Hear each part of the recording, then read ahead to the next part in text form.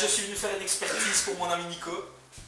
L'expertise du bois, il m'avait téléphoné, il m'avait dit Philippe, quand tu veux passer à la maison, viens, j'ai énormément de bois. Je suis venu jusqu'ici et je dois dire que je ne suis pas déçu. Je suis même agréablement surpris. Je pense que ça doit être une table de chez Brico.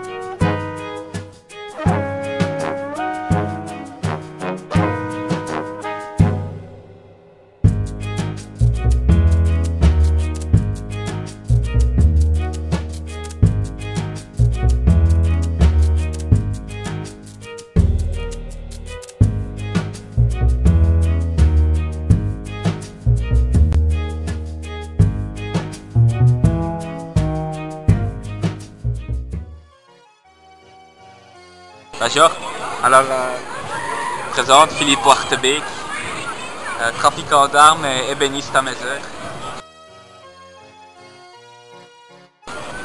Aujourd'hui je suis dans un parc d'attractions, j'ai bricolé en fait.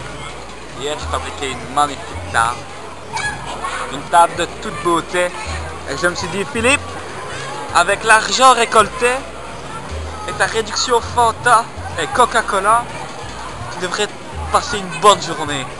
Alors voilà, on va passer une journée avec moi, Philippe. Ah ouais, les Je vais vous montrer quelque chose, un travail fabuleux. Je vais vous montrer un travail magnifique. Venez, venez. Venez, hein. Allez, suivez-moi. Vous voyez ce banc?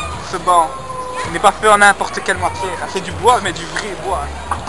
C'est pas du bois de chez Aldi, ça. C'est du bois. Du vrai bois de chez Brico. Et on voit que l'homme qui a travaillé, il a mis son cœur dedans. On voit déjà 1, 2, 3, 4, 5 vis par planche de bois et c'est solide, hein. On peut s'asseoir, hein. Asseyez-vous, allez-y. Ouais. Voilà, bougez un petit peu, vous allez voir, c'est solide. Ah ouais, hein. Ah ouais. Ça c'est du travail, ça. Bon, on va y aller. Je vais voir si quelqu'un veut acheter un flingue. Ici, mesdames et messieurs, nous sommes sur un chef-d'œuvre. Des magnifiques chevaux en bois, peints à la main. Un travail d'artiste phénoménal.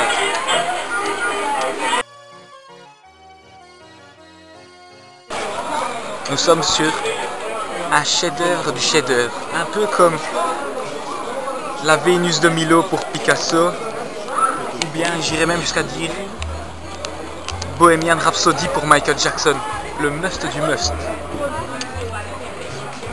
Un travail phénoménal, une finition en bois magnifique. Vous ne trouverez jamais le même chez Meubles Écureuil par exemple, hors de question.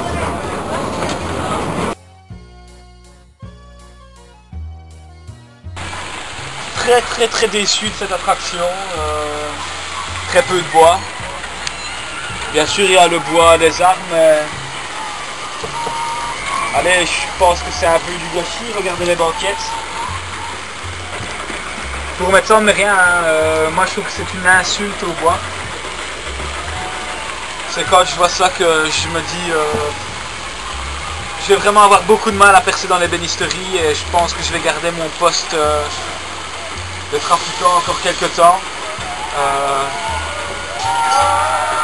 C'est un regret, mais c'est un choix de vie. Je veux dire, je suis célibataire, je n'ai pas d'enfant, mais je dois quand même réussir à m'en sortir financièrement parlant.